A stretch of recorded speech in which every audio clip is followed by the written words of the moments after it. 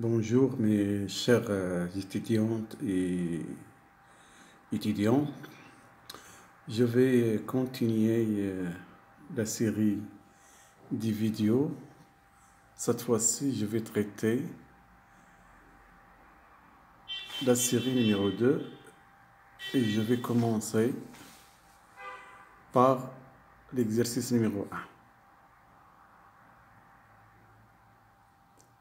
Alors, dans cet exercice, on cherche à déterminer pourquoi les axes d'ordre 5 et supérieur à 6 ne sont pas compatibles avec la périodicité d'un réseau cristallin.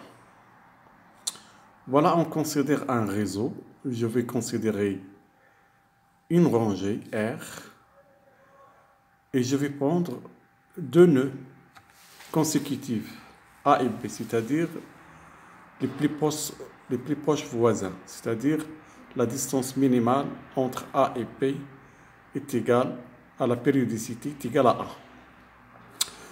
Si je suppose que ce cristal, ce réseau cristallin, possède un axe d'ordre n qui est perpendiculaire, bien sûr, au tableau. Je suppose que cet axe passe par le nœud A. Si je l'applique pour le nœud B, donc le nœud B il va passer au nœud C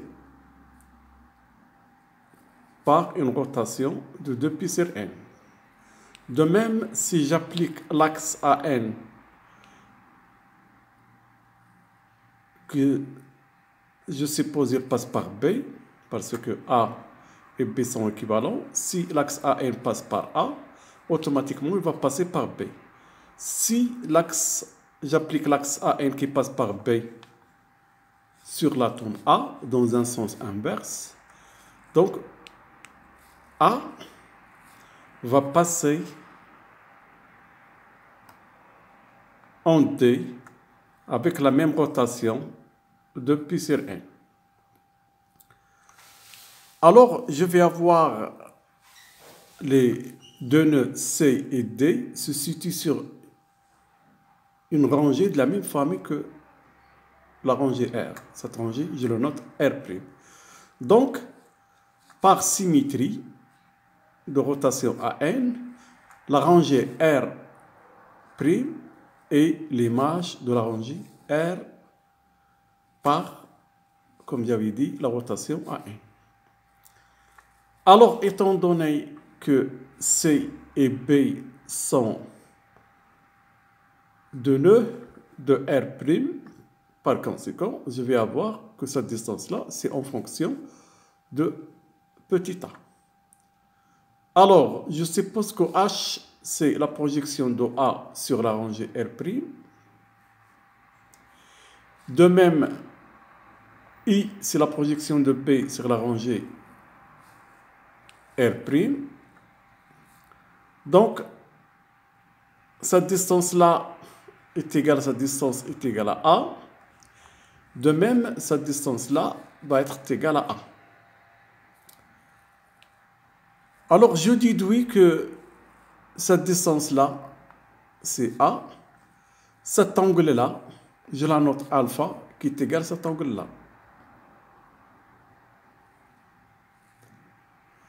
Alors, comme j'avais dit que C et B, ce sont deux nœuds de la rangée R', et que R', c'est l'image de R, donc C, D, c'est un multiple de A.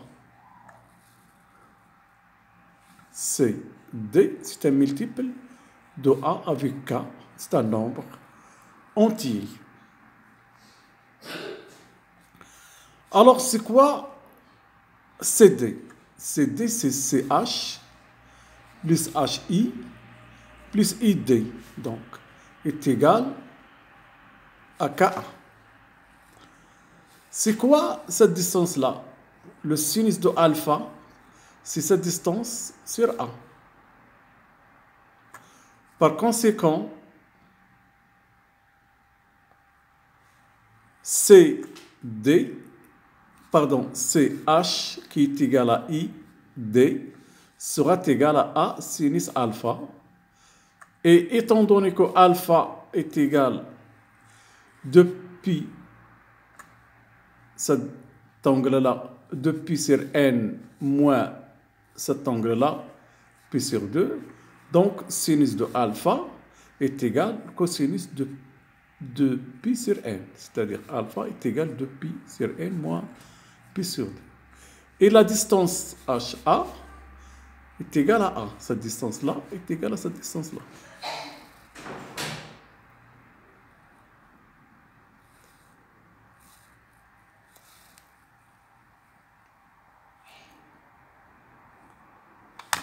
Alors, CH plus HI plus ED, si je remplace HI par son expression CA, CH est égal à ED est égal à cosinus de pi sur n. Donc, je multiplie par 2 parce que ED est égal à CH. Donc, est égal à KA. Si j'enlève, ou bien je simplifie par A, on va déduire que le cosinus de pi sur n est égal à 1 moins k sur 2.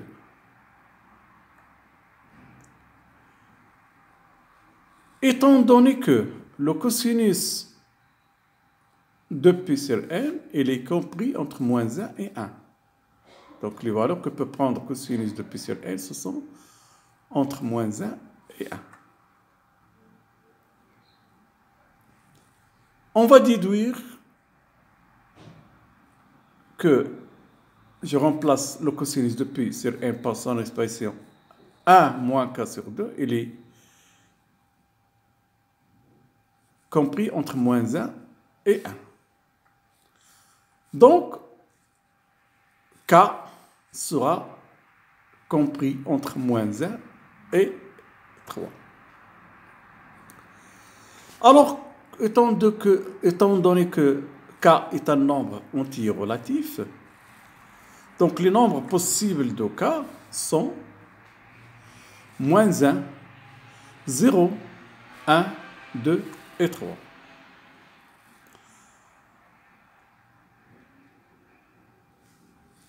Les ordres n possibles pour les axes de rotation à n sont les suivants. Alors, voilà les possibilités que peut avoir k.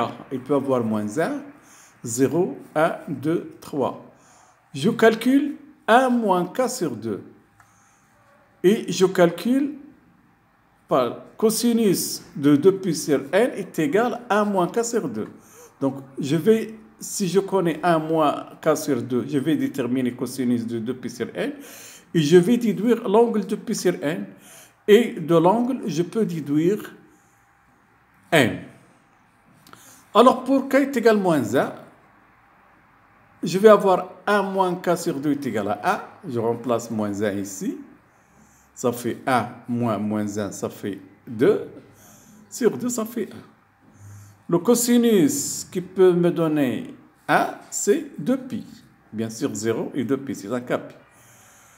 Et par conséquent, 2pi sur 1, je déduis n est égal à 1. De même, si je remplace ici k par 0, vous allez avoir 1 moins k sur 2 est égal à 1 demi. L'angle qui correspond, c'est pi sur 3. Donc, n, c'est 2pi sur 6. Donc, n est égal à 6. Ensuite, pour k est égal à 1, je vais avoir 1 moins k sur 2 est égal à 0. 2pi sur n est égal à pi sur 2, c'est-à-dire 2pi sur 4, et l'ordre c'est 4. Pour k est égal à 2, je vais avoir 1 moins k sur 2, c'est moins 1. 2pi sur n est égal à 2pi sur 3, et par conséquent, ça se voit ici directement, l'ordre sur 3. n est égal à 3.